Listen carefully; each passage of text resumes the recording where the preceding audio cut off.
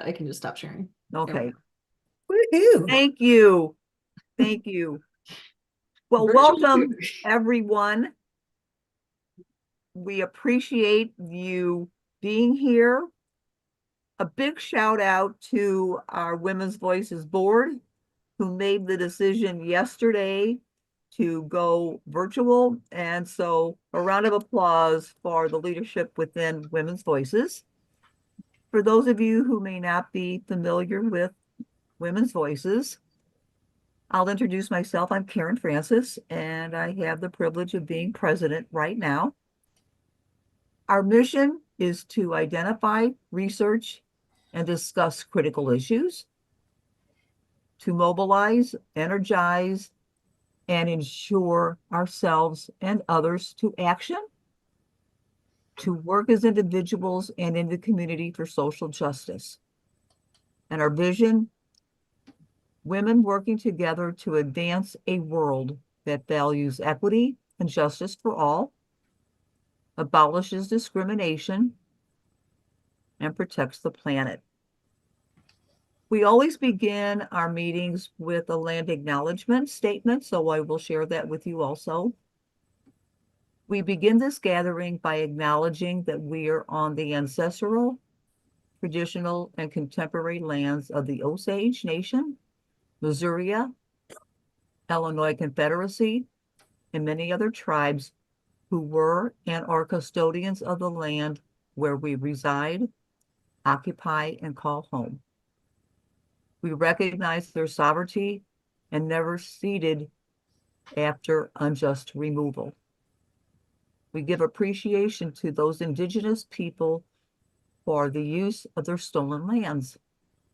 In offering this land acknowledgement, we affirm and support tribal sovereignty, history, and experiences by elders, past, present, and generations yet to come through their connection to this land. Today, there are over 183,400 Native Americans living here in the state of Missouri. The last couple of months, we have started our meetings with people doing a getting up and meeting a friend, but we're not going to do that tonight. I'm just going to ask you to reflect and do not put it in the chat. What you're going to be doing on Monday, January 18th. That's Inauguration Day, but it is also Martin Luther King Day. So you don't have to say what you're going to be doing. I just want you to kind of think about if you have a plan for that day. I hope you are familiar with what Women's Voices is all about, but I want to bring you up to date with some activities that we're going to be doing. Our next meeting, we always meet the second Thursday. Our next program meeting, and hopefully we'll be in person. There's nothing like being together. Will be on Thursday, February 13th, and the topic will be a decade after Ferguson. Improvement, or I have to read my notes, or inertia. We have various committees, and I really would encourage you to join some of our committees. And Stephanie is really going to be the one who's the powerhouse about mentoring and being involved.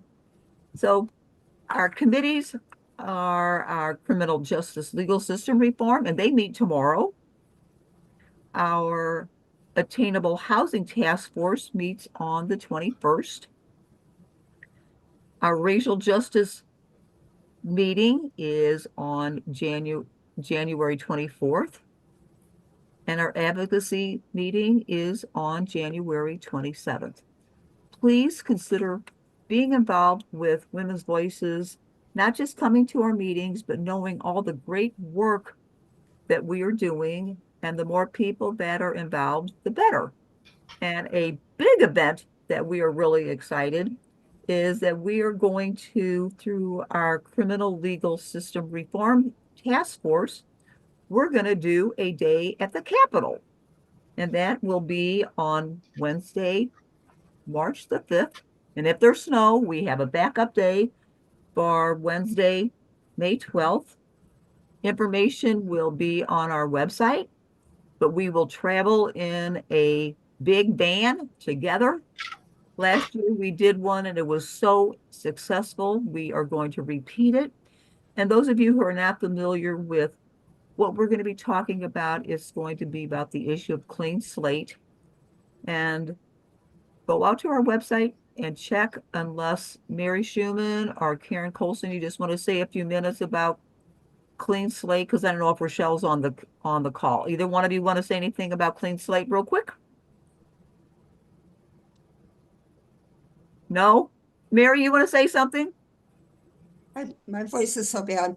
I was just going to simply say that this is a very exciting bipartisan bill that will mean differences in the lives of over 500,000 Missourians, and probably more than that. Please read each newsletter. The last two newsletters have had information about clean slate. If you want to go back to the newsletters on our website and read a little bit more about clean slate, I think it would be helpful to you. We will have more information, in the next newsletter also, not only about clean slate, but about the trip, about our plans for the trip to Jefferson City in March. So Thanks, be on the Mary. lookout. We'll keep you updated. Thank you.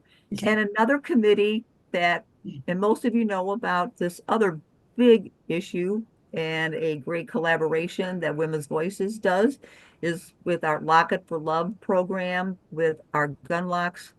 And it's not just giving out a lock, but it's also keeping family members safe. And I'm looking to see who's on the call. Adrian's, you're on you're involved with that. And Karen Cloyd, you're also on the call. Either one of you want to say something about Lock It for Love before we start our great program for tonight?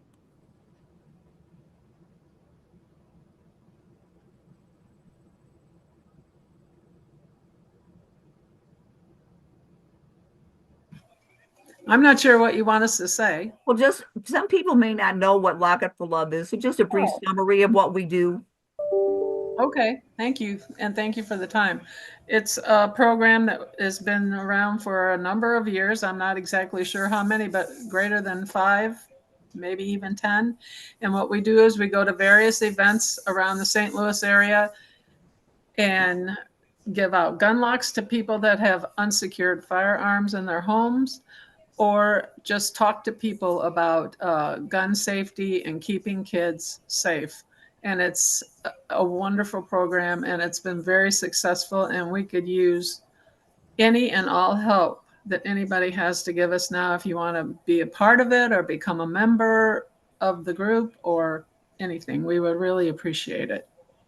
Thank you, Karen. Well, thanks, Adrian. Andrea, and I will put my email in the chat if anybody would like to reach out to me. And now, without further ado, I'd like to turn the program over to one of our Women's Voices board members, Marge Doss, who chairs our advocacy committee. And she is going to introduce our speaker. And if everyone would please mute themselves so we don't have any background noise when Stephanie is presenting. Thank you and enjoy. So I'm happy to introduce Stephanie McCreary. She has been in the volunteer management field for over a decade, working with many agencies to build and expand their volunteer programs. As the Chief Purpose Officer at Oasis, she continues to develop and provide opportunities for older adults to stay active and engaged in their community. These programs include Oasis Tutoring and their newest program, Oasis Grand Champions. So she's going to discuss the impact that these opportunities can have on our community and how you can get involved. So take it away, Stephanie. Thank you, Marge, and thank you all for having me. My name is Stephanie McCreary. I am Chief Purpose Officer for Oasis. Like Marge said, I have been in volunteer management for over a decade. I can say that service has always been a part of my life. My mother actually worked her entire career as a activity director at a nursing home. So when she needed help with bingo, or she needed people to come in and cheer up the folks, or she needed people to come in and do anything, we were voluntold that we had to be there. And then I also, it's always been very important to me to give back, even though I might not have a lot to give, I always have some time. Right now I sit on the Board of Education for Bayless School District. That's my biggest service. And then also I serve on some parent groups as well. In my spare time, which is very little because I have very busy children, I like to do community theater or volunteer at shows and things like that. So that's a little bit about me. And I'm going to go ahead and share my screen so I can tell.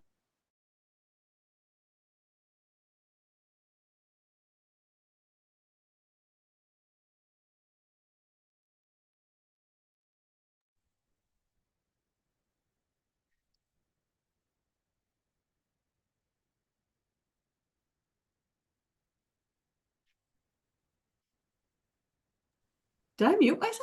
Yes. And here I Okay. was coming in. I was all like, "Oh, I know what I'm doing." Sorry Hey, about that. you do. Did I do my whole intro muted? No. Oh, was it? Oh no. Um, so I'm Stephanie. I love volunteers, and that's what I've been doing for most of my career. That's a summary of it for you. So let's talk about Oasis. Is there anyone here not familiar with Oasis? Because if you're not, you really should be. Oasis was actually, there we go, founded in 1982. We are a nonprofit educational organization that empowers thousands of older adults nationwide to pursue healthy, productive, and meaningful lives. How we do that is that through 3 pillars of what we believe are healthy aging, and they're needed to age in a healthy manner. One is active lifestyles. So we host a lot of wellness and health classes. Lifelong learning, keeping your brain engaged and active. And then the third is volunteer engagement, the largest of which is our Oasis Tutoring program, which I'll talk about just briefly. We have a lot of great classes at Oasis. We have several locations in St. Louis that we have classes at. We have Northwest Plaza, which we just opened in the fall. It's in St. Anne, and it's literally the big office building right in front of where the mall used to be. They're really revamping that whole area. It's quite beautiful. We have classes at the center of Clayton, and we have classes in Webster at the seminary. So I was asked to come in and talk a little bit about mentoring. And to begin, I think we should start with what mentoring actually is. To give you, and then I'll go into giving you a picture of how we train older adults to become mentors. During the pandemic, we actually worked with the National Mentoring Resource Center to develop a fuller picture of the mentoring side of our tutoring program. And in the end of that, we were given their seal of approval for using the best practices in mentoring. It was a very exciting time for us. And we did not just sit on our laurels when the pandemic hit. We were like, what can we do? So to begin this, I think it's best to put us in a headspace of what a mentor is, by what does it mean to you? So I want you all to think about someone in your life that you considered a mentor. I want you to identify the role that that person played in your life, the qualities and the characteristics that he or she embodied. And I want you to think of those I'll give you a few minutes, and then we'll share and we'll see what similarities they all had and what differences. So if you guys want to just kind of think, and when you're ready, just if you want to raise your hand or put it in the chat, I can read them off too.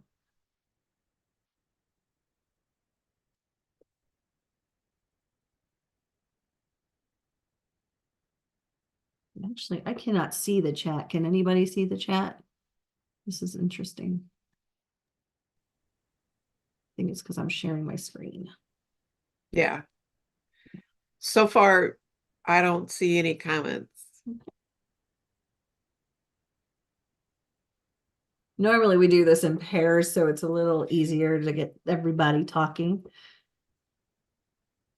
All right, Andrea, if you want to unmute.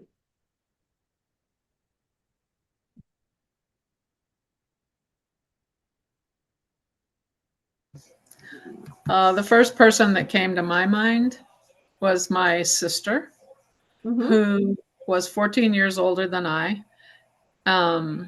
My family is a little bit strange. I was the baby, and 14 years was my closest sibling. So, but anyway, she was just, I think her characteristics were she was caring, she was a good listener, she made me laugh, she laughed. Just an all around special person, sincere, always interested in what I was doing or my questions that I had in my life. Those characteristics. I miss her. She's not here anymore. Oh, I'm sorry.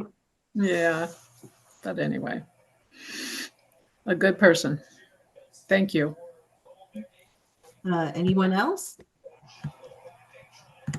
Stephanie Whitsit also posted in the chat that this was her mentor believed in her and helped me find value in my life. Those are good ones. Yeah. All right. Anyone else? Don't be shy, ladies. We got all night. Jean Calandrino wrote in the chat, my dissertation chair, he supported me and made it clear that he wanted me to succeed.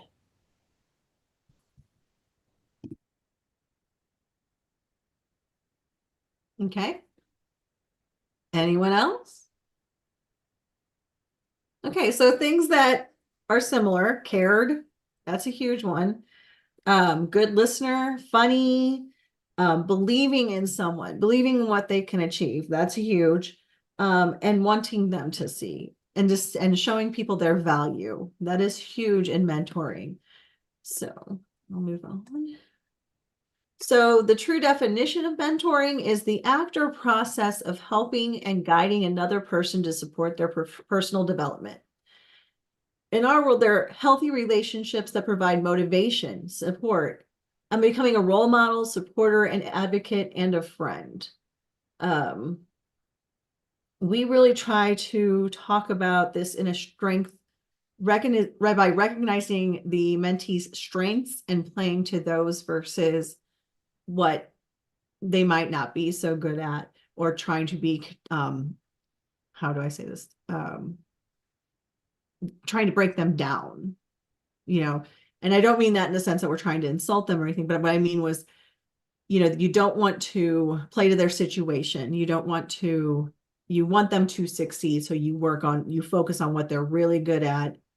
And it's not that you ignore what they're not so good at, but it's not the highlight or focus. And one thing we talk about a lot is that there are benefits to mentoring.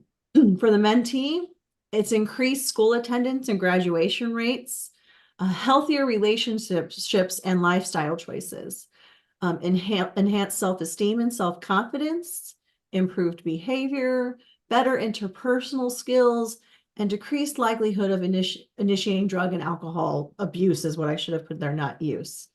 So those are the things that we're trying to get them to avoid by making them strong, by playing to their strengths, right? But there's also mentor benefits. What do you guys get out of mentoring? Increased self-esteem for you. We did a study of our tutoring program volunteers that showed that over 80% of them felt that this added a purposeful part to their lives, that they enjoyed seeing the success of their student. A sense of accomplishment and purpose. I can tell you that my mother retired in December, and by January was already working somewhere again, because she didn't really have any idea of what she wanted to do with that time. A sense of belonging to a new community, an insight into a different generation's experience. All of the mentoring opportunities that I talk about tonight are intergenerational. And that's with a very specific purpose of shared experiences. shared knowledge really helps build a strong foundation for our mentoring programs. You know, what's there anything? So yeah, so both the adults, oh, sorry guys, spoke too close. So there's benefits to both the mentor and the mentee. Sorry, I skipped my slides and then I got lost. So I do want to cover some of the mentoring topics we cover in training because I feel like they are very, they're in any mentor program should have these very basic things that you cover, but also it'll give you kind of an idea if this is something that you would want to do because it is a commitment time-wise. And one thing that when we talk about the foster program specifically, a lot of the children that we serve have abandonment issues. So if we're going to sign up, I would rather you guys have some ideas of what we cover in training and what mentoring truly is so that you can make the best decision going forward. So one thing I do like to talk about in mentoring training for both programs is that mentoring relationships have stages. And that it's really a journey. And sometimes that journey is very smooth. Sometimes they are paired with the perfect student who is so happy to see them and it all goes very smoothly and beautiful. And then sometimes it's a lot of putting the horse before the cart, putting the horse back on the cart, putting the horse after the cart because it got a bum leg one week because something happened in the cafeteria. It's a journey. So, and then every journey has a beginning, a middle, and an end. I really like to stress to potential volunteers that the most important one is the beginning, because if you don't take time to really get to know that mentee or that student, and you don't build that trust, there's going to be a wall between the two of you, and you're not really going to be able to help them absorb what you're teaching them. And we do talk about, you know, closure a lot because sometimes they don't get it. Even in the tutoring program, sometimes children are pulled from schools. And so we talk about how do we move forward if we didn't get to say goodbye. And then we also talk a lot about expectations. This is the first thing I hit in any training that I'm doing is what are you looking to get out of this? And that is why, and the reason is if they have this expectation that they're going to come in and they're going to change everything for this child or this student, that's not a realistic expectation. And so we really highlight that you look at your expectations, and if they are realistic, then that's great. And most of our volunteers have very realistic expectations. Their expectation is that they get to work with a child. And I'm like, that's great. That's perfect. They're not trying to change who the child is. They're not trying to fix every aspect. They are just there to be there for a kid. Sometimes I think that they don't come in with great expectations. They may think, you know, oh, I'm going to get this kid from this level to this level. And if that's the expectation that they had, that they are somehow going to make this child better, that's not a great expectation to have. So realizing their own expectation not only helps them to decide if mentoring is the right opportunity for them, but it also that those expectations are kept realistic, because having realistic expectations actually sets them up to develop a more trusting, successful relationship with their mentee. We also train volunteers on how important it is to set clear and healthy boundaries.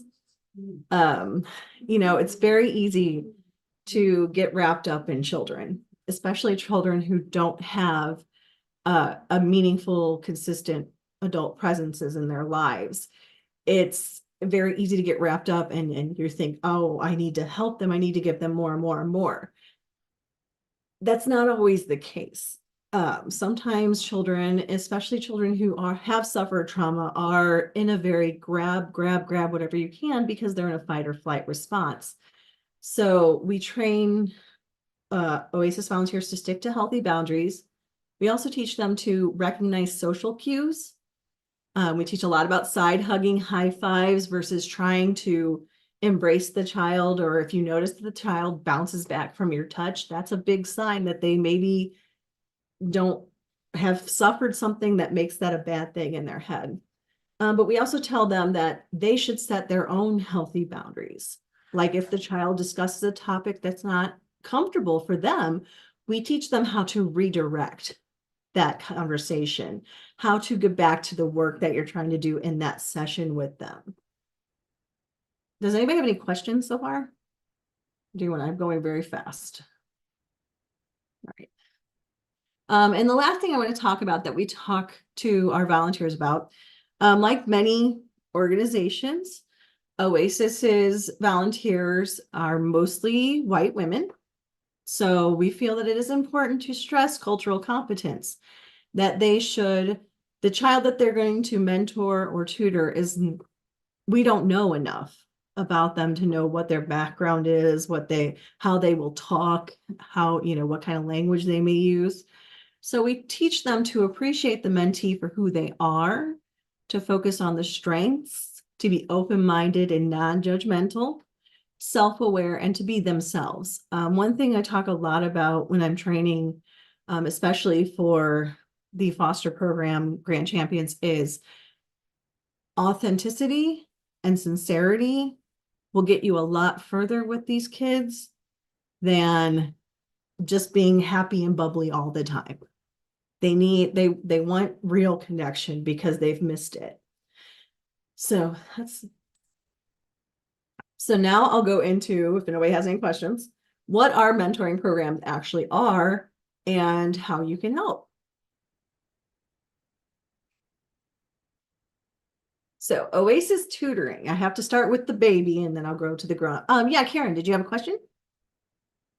I see a hand up. Yes, how are mentors and mentees paired up? So with the tutoring program, they're paired up by the teacher. The teacher will identify a student who is struggling with reading, and we're actually going into math as well now, who is struggling with reading or maybe just needs an extra one-on-one time that they don't have to give them, and they'll pair them. In the Grand Champions program, right now it's through the agency. The agency will look at the children that they have, and they will decide good candidates who would be receptive to this type of mentoring, and they are pairing them. That being said, we are probably moving towards a more Oasis pairing model of this because that causes a little bit of a bottleneck with the agencies, because a lot of our agencies we're working with are very understaffed and very overworked. And so we're finding that we may need to step in a little more.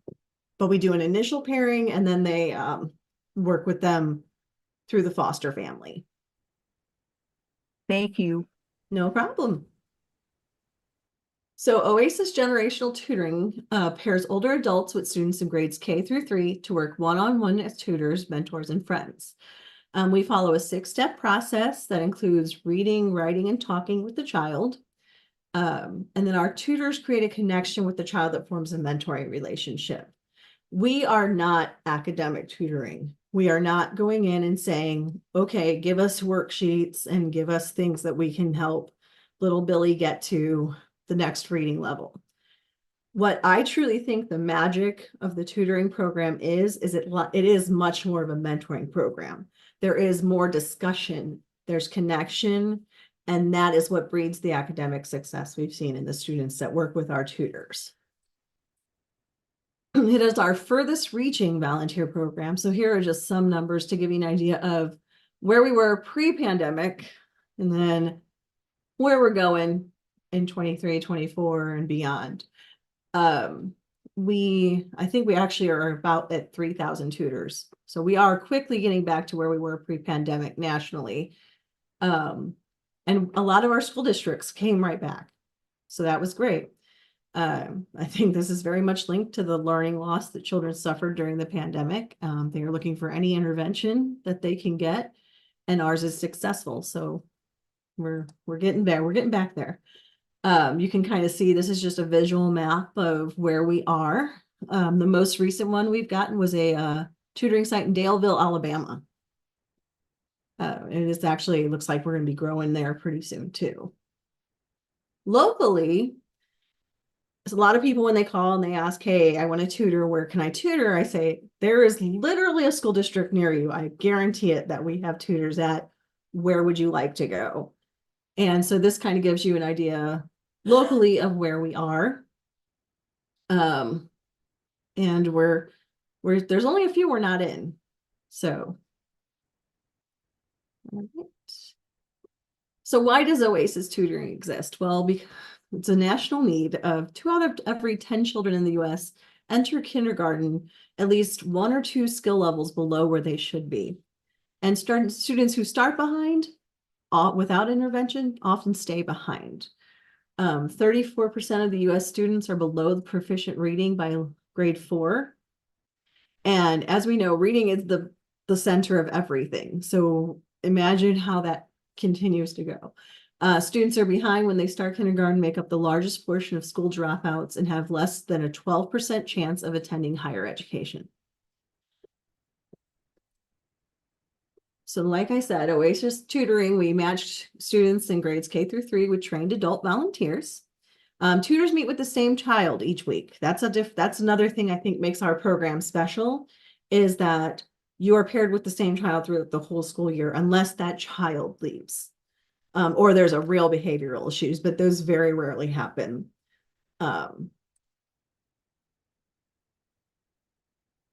Our goals, like I said, we are not academic tutors. We are looking to build motivation. We are looking to build the feelings of success with these children, and then to get them to enjoy reading, writing, and oral communication. We are not saying, okay, we got to get you up a couple levels, Billy. No, we're saying, look at this cool book that I selected to read to you because you said you liked trucks. That is one big thing we teach our tutors right off the bat, is play to the child's interest. Okay. I do like to show these videos because I don't want you to take my word for it that Oasis Tutoring is worth your time. I like showing videos that kind of do it. Let me make sure that I'm sharing sound.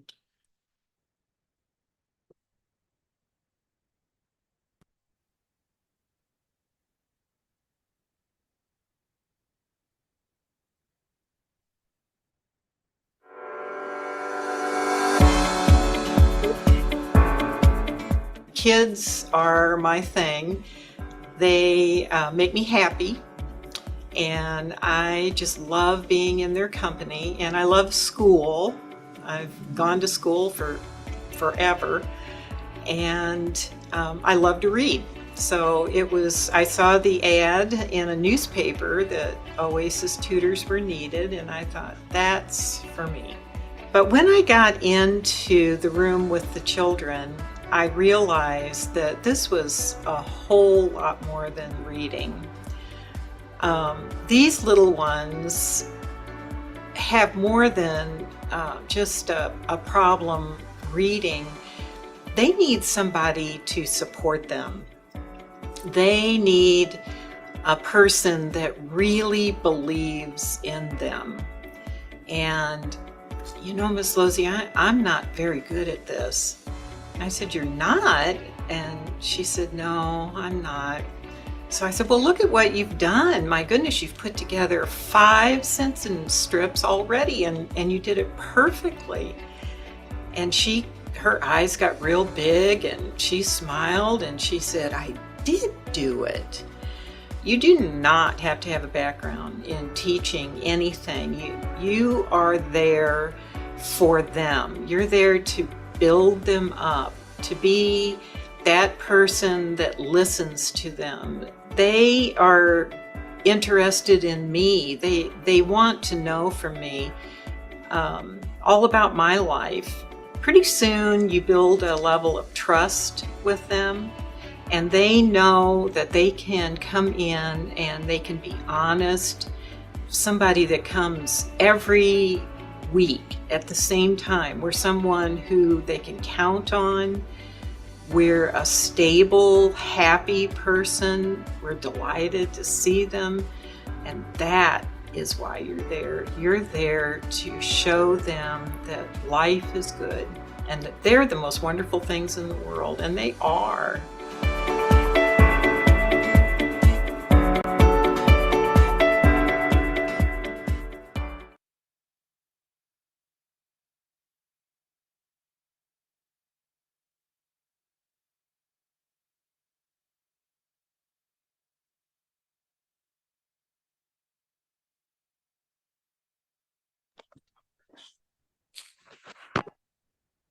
All right.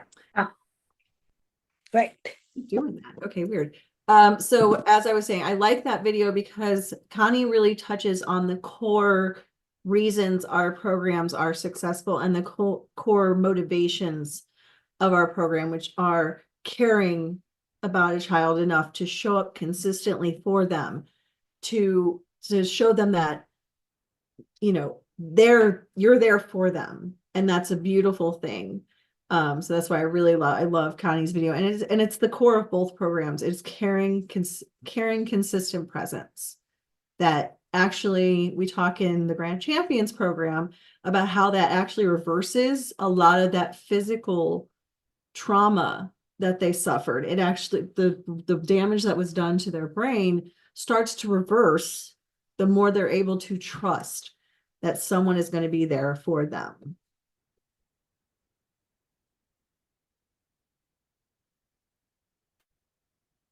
Okay, so now I know this is the program you guys have all been waiting to hear about. Oasis Grand Champions. Oasis Grand Champions was formed because of the success of the tutoring program. That's why I feel it's very important to talk about the tutoring program and then Grand Champions. We were approached about starting a mentoring program for children in foster care because we were so good at that mentoring portion. The purpose of the Oasis Grand Champions is to breed a healthy relationship with a child in which that child feels seen and heard and safe. The need for this. There are 369,000 children residing in foster care.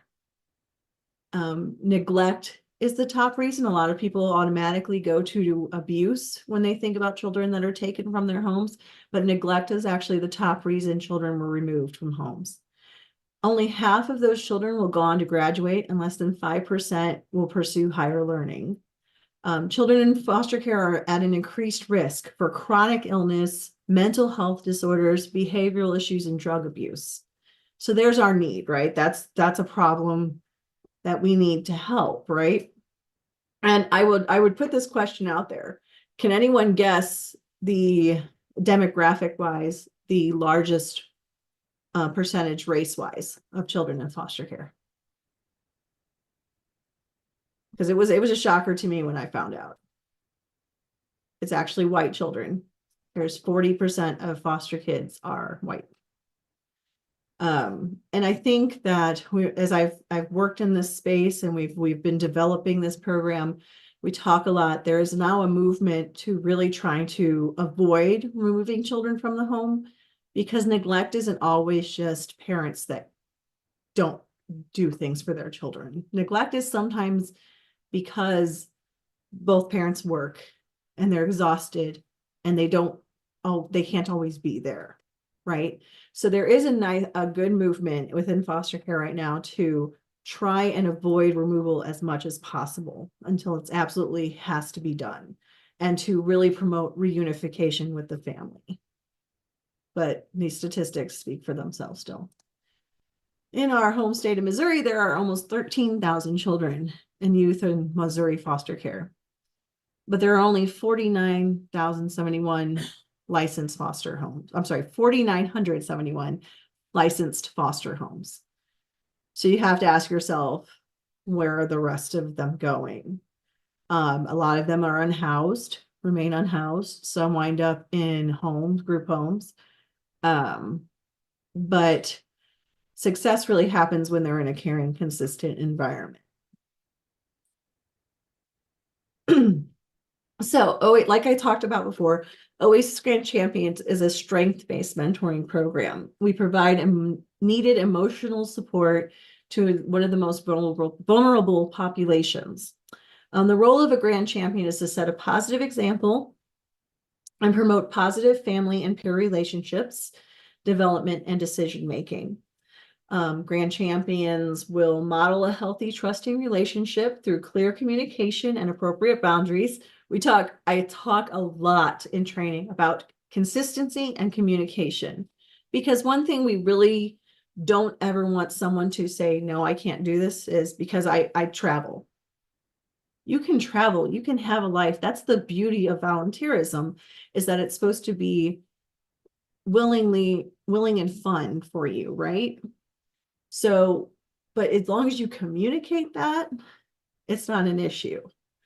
So we talk a lot about communication and consistency. They engage in planned activities designed to foster connection and learning with the mentee.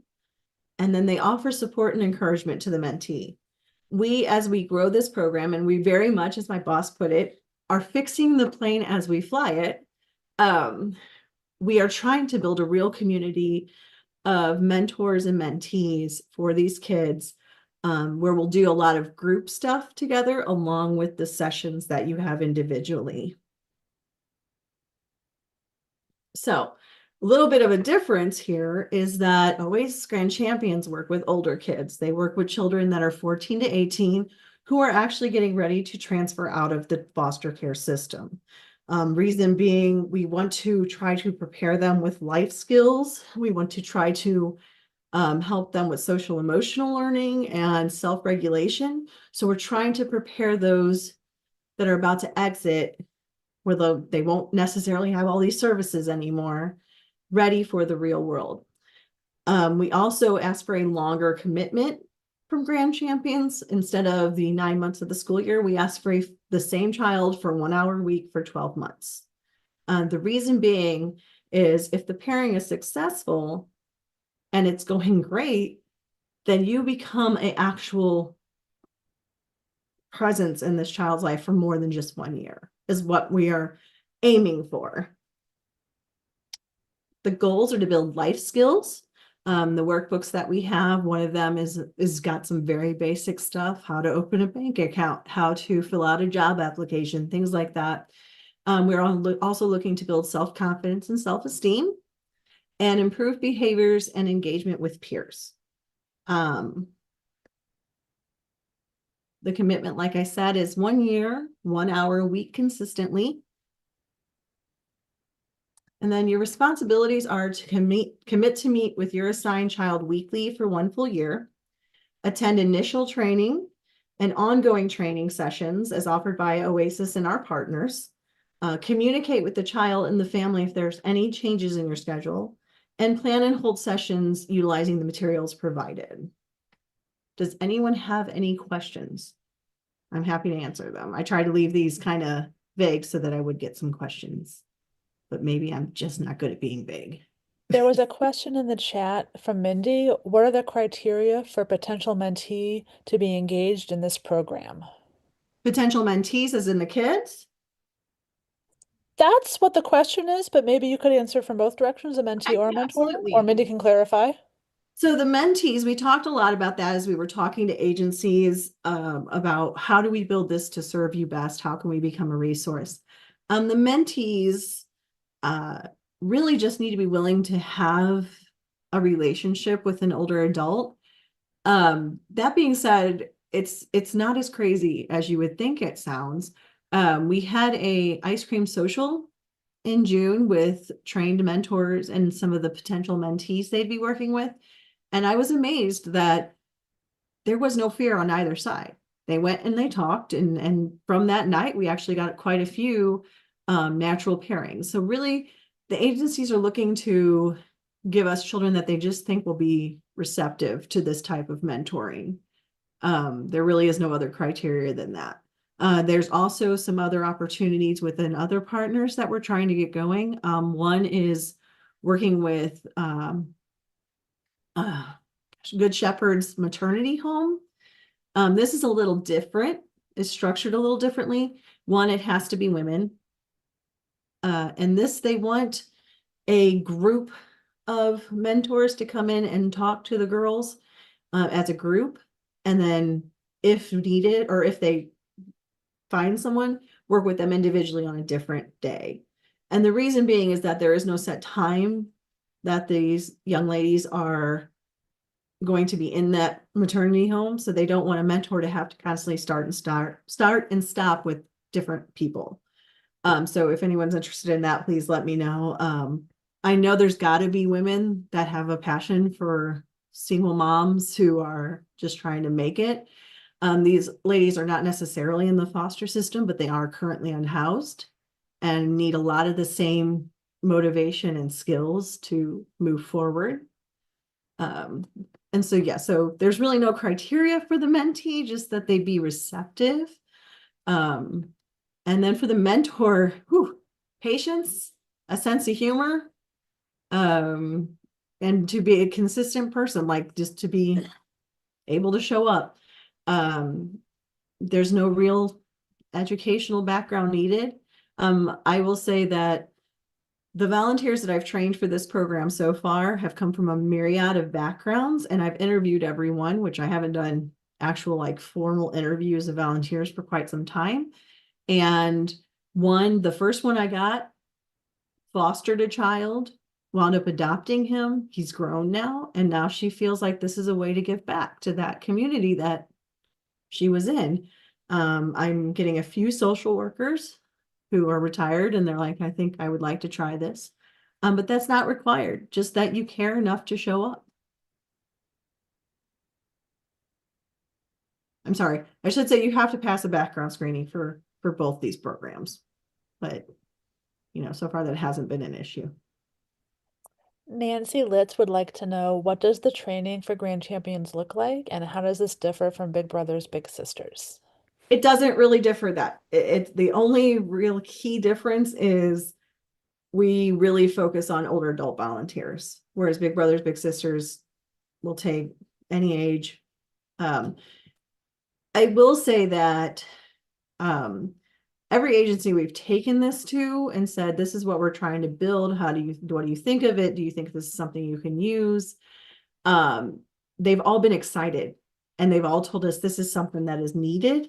So I'm not quite sure how often Big Brothers Big Sisters works within the foster realm specifically. But they are comparable to CASAs and Big Brothers Big Sisters.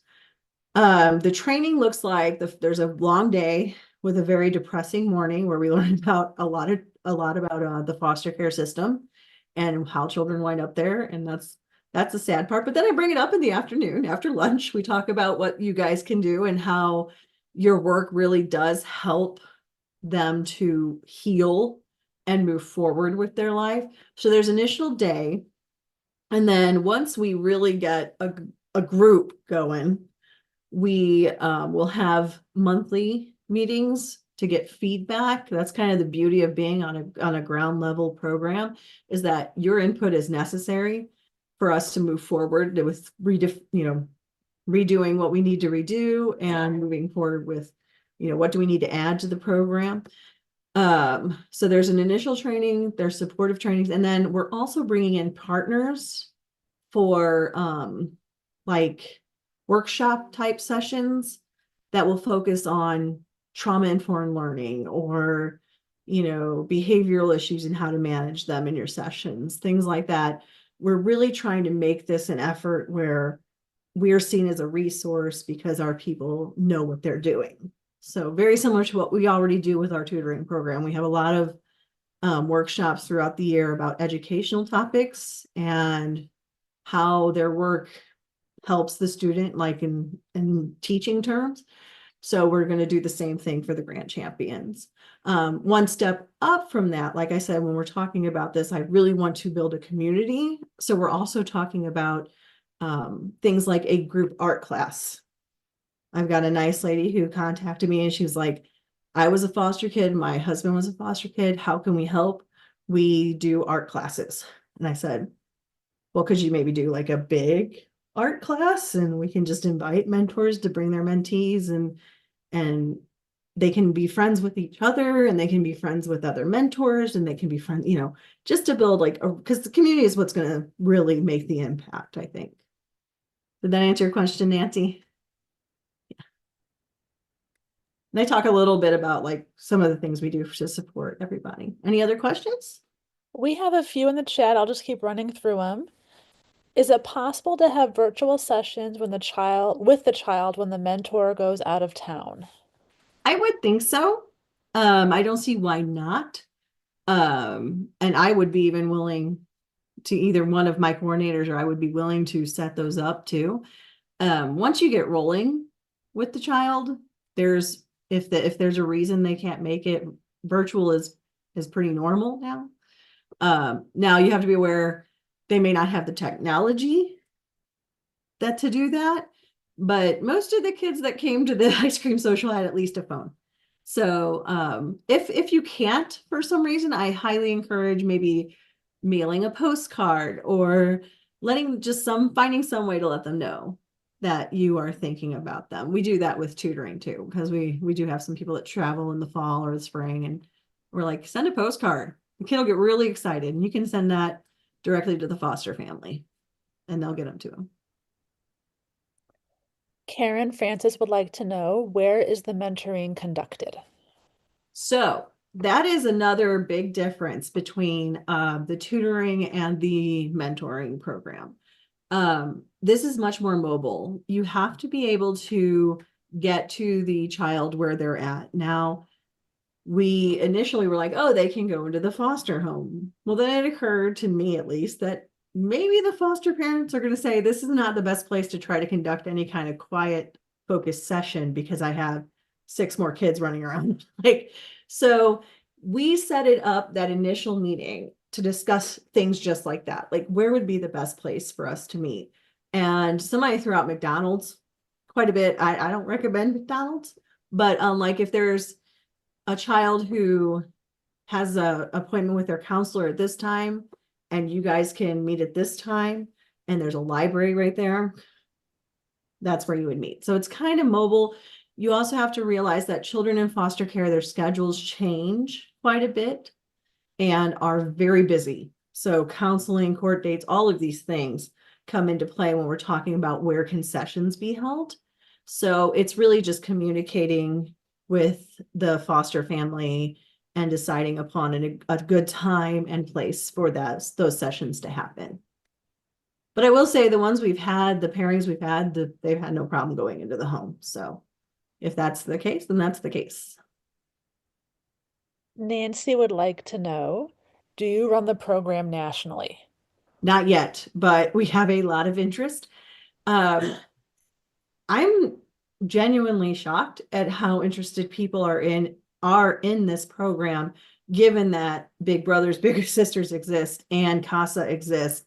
So I'm not quite sure why, but they really feel like this is the right thing. So we actually have our San Antonio Center is ready and willing when we can get to them to try kind of train them. They're also going through a little transition right now. The executive director is retiring. How dare she? So we're also trying to give them time to get their footing before we start. But there are a couple of our centers nationally who are like, I think I would like to do this. And as soon as I can get there, I'll get there. But right now it is St. Louis City and County. It's funny you mentioned CASA, because there's a program at CASA in the so CASA is the court-appointed special advocates, and the question is, do family courts make referrals to this program? Is there any collaboration with CASA? So originally we really tried to partner with agencies who were like, oh, I really want to do this. Let's do this within our agency. We're very quickly finding it would probably behoove us, and I'm actually working with one of the big wigs at CASA to develop this part. We are working on becoming our own entity. And so we can train volunteers, have them background checked and ready, and agencies can send the families to us. We're thinking that will work much better than trying to put so much on the agencies as far as the pairings and because it's just, nobody has time or the staff to manage one more thing right now. So I am working with CASA directly to try to figure out the best way to move forward with that kind of process. They've been great. They and Family Forward were really, really into this. So You keep setting up the questions in the chat without noticing it, because one of the other questions is, you mentioned agencies. What other agencies do you coordinate with? So right now, Good Shepherd and Epworth Children and Family Services are our 2 major agencies that we're working with. Moving forward, we will kind of become the agency, and they will we'll send them advertising to share with their families, and the families will contact us, and we'll do that. Where's where we're going with this. Because there's nothing worse than training volunteers and hitting a bottleneck. So I'm trying to get my people trained and working as soon as possible. How many in your program go further in school compared to children not in the program? So we don't have any data on this one yet, because this is quite literally our first year. And with the tutoring program, we know we have a 97% academic growth of at least 2 levels with children that work with our tutors. So that's the only, I can say that there's growth there. I can't really, but because they only commit to 1 school year with the child, we really don't have that measurable data yet. We're trying to figure out how to do it, because it would help us to become an evidence-based program versus evidence-informed. But so far it's kind of hard with the way it's designed to get that continual data. I will say that I've heard stories. We have a lady in St. Charles who tutored a young lady when she was in, I want to say 3rd or 4th grade. And she followed her all the way to college, not as her tutor, but she followed her. She kept up with her all the way to college. There's pictures of them together at her graduation. So I know that it's a successful program, but we just don't have that measurable data yet. There's 2 more in the chat so far, but feel free if you guys have any lingering questions to put them in. One of the last 2, I have experience working with a child to understand math and learn basic addition, subtraction, etc. But what does the mentor and mentee actually do? So with our math program, which this is very exciting, this has been a labor of love, to say the least. It is actually all skill-based, and it's by grade level. Now, what I'm very impressed with was the educators that wrote this for us did manage to put in there time to talk, and they always put some kind of activity like a game at the end of the session. So you're not just sitting there doing math worksheets. You're doing counting, active. There's a lot of manipulatives involved, tangible things that the child can kind of fiddle with. They made a hopscotch game in one of the lessons. I don't know what they were thinking, but I'm like, maybe they hop with their fingers. So this is all skill-based, and it's very basic skills. They actually stopped at 2nd grade because they're like, this is what we really need help with in elementary right now. So, and there's just a ton. There's like cute little bears that they count with and things like that. It's adorable. And they really did. They took our 6-step process we have for the literacy that breeds that connection with the talking and the writing together. They still do that, but they do that and they're also doing math with it. And actually, the reason I selected the district that I did to write this for us was they had attended a DESE training on how to make math enjoyable to teach as well as enjoyable to learn. And a lot of it is based in group talking about, why is this the answer? How do we get there? How do we show our work that this is how we got the answer? So it's really great. I'm excited for the pilot to see how well they do. And then we'll just keep adding to that. I also put some math games in there because, why not? Should make it fun, basically.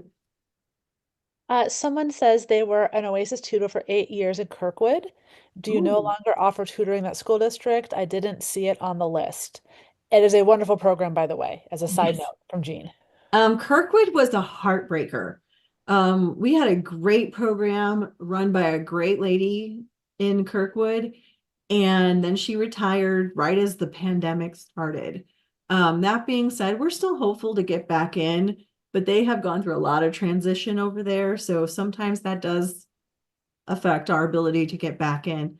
But they were just not one that returned after the pandemic. And it made us very sad because they were a great group of tutors. I really enjoyed when I got to go out there. A perfect question to wrap up with is how do people contact you if they're interested in mentoring or tutoring? Oh, well, I've got more talking to do. Oh, So- please. I'm so sorry. I thought this was the question and answer portion. We would No, love this to was know more. just about because I just got to the program part and I'm like, okay, well, let's answer some questions, but that's okay. I am so sorry. Like I said, I'll share this with you guys. I'll share the slides with my name and stuff on there so that people can find me. But I want to talk very briefly about the supports we offer our volunteers. And this is another reason I think that we have been around for over 35 years. Oasis Tutoring and Oasis Grand Champions provides that initial training, like I said, for both, not both that same day, but that initial training. But we also, so we covered the program specifics and the practical application in that. But we have ongoing training that we provide in the form of professional development and social gatherings designed to build community.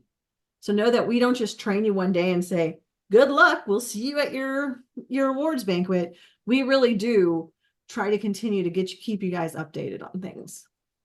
Materials.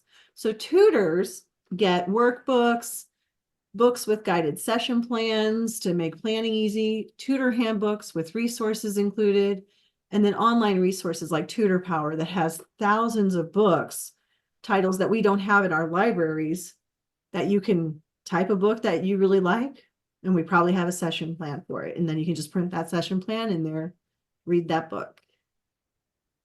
Grand Champions, I am very proud of what I've built for Grand Champions as far as what you guys get to work with you and within your sessions. So we have workbooks that include activities centered around life skills, social emotional learning, and self-regulation. We have activity supplies so that you can actually say, okay, we're going to make a daily affirmations jar. So we have craft paper in there. We have glue, we have scissors, anything you'll need.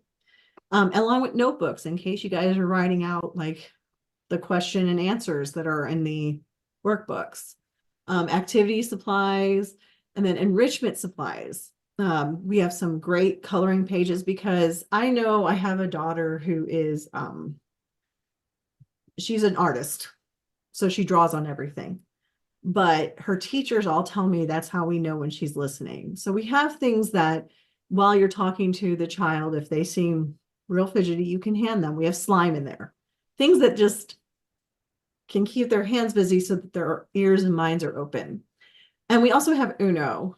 And I was very adamant about wanting Uno in there because even though my children are older and don't necessarily like to hang out with mom and dad, if you whip out the Uno, everyone comes running.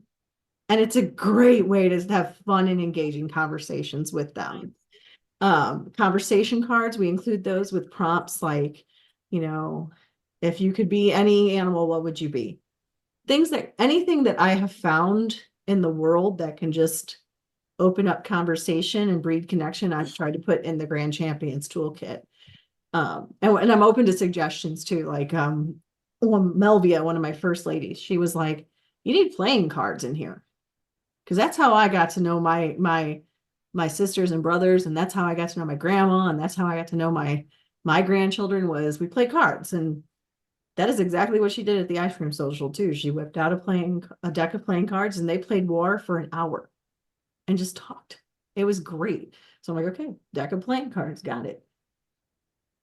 And then staff support. So every Oasis tutoring district has a coordinator responsible for direct management of that school district. So there is somebody who, when you decide where you want to tutor, they are there to support you there. I also have a national tutoring director that's able to provide support for both programs. And then I am always available to help manage programming when needed. Right now, Grand Champions is mine. And until I hire someone to take it over, it's mine. So that I will be your main contact for that. So I have another short video with a dude because we actually have dudes in this volunteer opportunity, which is great. Because that's something I've always struggled to find is men, but I just think he puts it really well.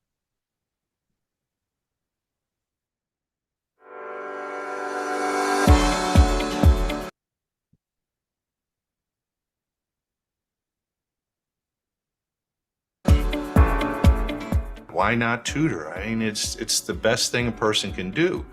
It will teach you things about yourself that you never knew. It will allow you to help other people, hopefully in a positive manner, on a regular basis. I became an Oasis tutor because I think that there's nothing better a person can do than help a child. They remember the day you're supposed to be there, so it's a big deal for them. And it becomes a big deal for me. It's just that simple. It really is. It means so much to so many. Very supportive of those that come into it. So if you come into it with some hesitation, or you feel like you're not, qualified or trained, or you're not comfortable with it, they're gonna make you comfortable. They're gonna make you feel comfortable.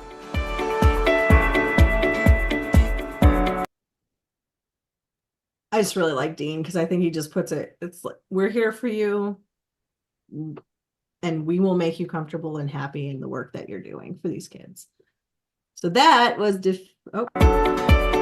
forward thinking. So I do want to finish just with a little bit of bragging.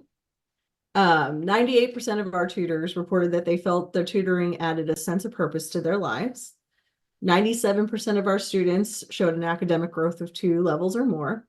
We have an 87% retention rate in our program, our tutoring program, which is huge.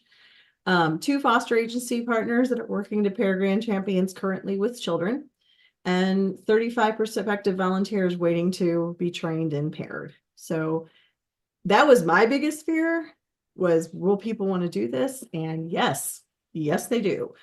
So with that being said, is there any further questions? Because that's all I have tonight.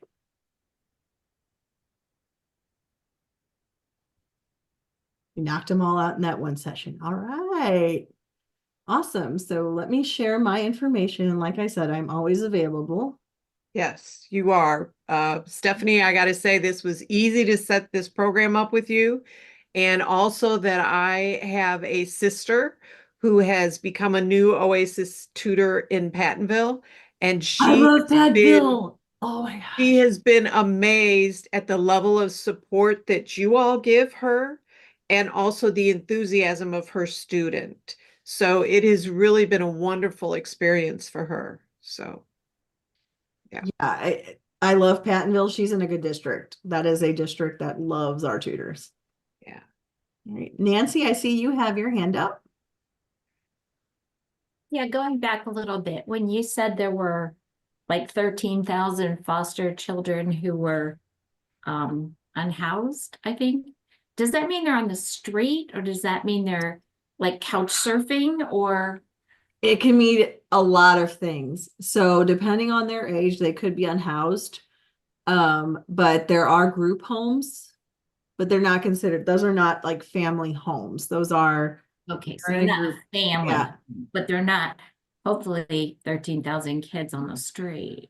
Well, you'd No, be, they're in shelters. yeah, in shelters. Missing. We don't know exactly where they are. They might be staying with family. There are a lot of lost children. Yeah. Well, I was thinking of couch surfing because, the schools always have trouble Hotels, yep. where those kids Yeah. are. I just want real quickly to support what Marge's sister's experience has been. I'm the one who has 8 years of experience tutoring in Kirkwood. And I knew I recognized your name, Jean, but I couldn't find. I'm like, where? I know this name.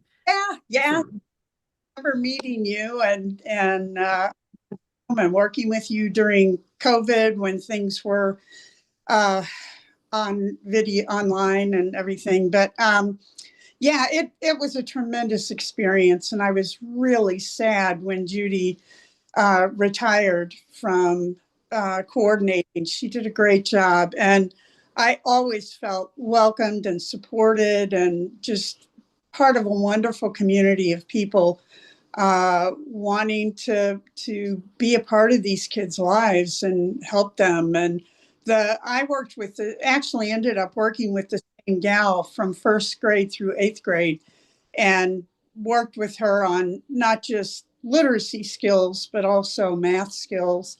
And it was a lot of fun coming up with creative to present various concepts It was just a great, great experience. Yeah, thank you. In the entire time I've been doing this with many different agencies, this is quite literally the easiest sells that I have. Because the impact is there and it's high. And I don't see the need for our tutors going away. I told my board I think the need is going to increase and that we're just going to need more. And I think, I would hope that the trend that is happening where the number of foster kids in foster care is actually going down. It's not going down huge amounts, but it's going down. I hope that trend continues. But if it doesn't, I want to have volunteers ready to go. Yeah, the other thing is that the schools, the teachers, the counselors were all extremely happy to work with me, which was wonderful. Yep, Support the student. I walked into a dream over here. It was just so easy sell. The schools love us. It's great. But I see that same enthusiasm for the Grand Champions program. There's a lot there to be told over and over that we're meeting a need that we didn't know existed until somebody asked us about it is great, because that means when there's a need, there's a potential for us to make a good impact. And like I said, what I saw that Ice Cream Social, the fearlessness on both ends from both parties on just getting in and talking to each other and playing games and just enjoying each other. I'm like, okay, this is going to work. Now I just got to figure out how to exactly make it work. Any other questions or comments? All right. Well, this has been great. Thank you. You guys were engaged. I love that people ask questions. Well, Stephanie, we want to thank you. Your positive attitude rubs off. Oh, thank you. And I don't know how many of your tutors are women, but most of them. Just looking at the questions and the reception that you've gotten, I bet you're going to be hearing a lot from women's voices. I would love it. Can't thank you for sharing this valuable information in terms of what we as individuals and as a group, we can make a difference in someone's life and in the world.